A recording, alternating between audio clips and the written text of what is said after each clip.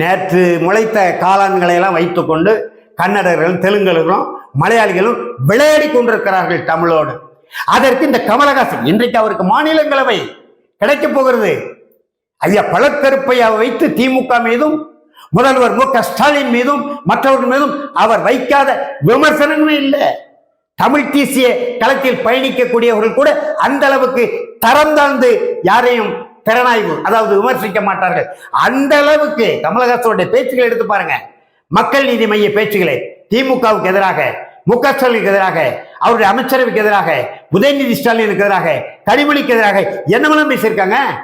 இன்றைக்கு அதே திராவிட முன்னேற்ற கழகத்தோடு அதைத்தான் நான் சொன்னேன், தொடக்கத்திலே சொன்னேன். அன்பு தம்பி செந்தமல சீமானவர்களே, நீங்கள் தான் செவிமடுக்கவில்லை.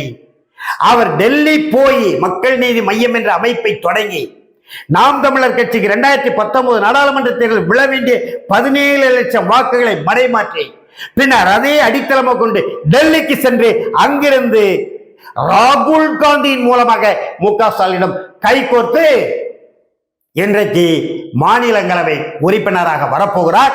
அந்த மாநிலங்களவை உறுப்பினர் அந்த பதவியை திராவிட முன்னேற்ற கழகம் தனக்கு தர வேண்டும்.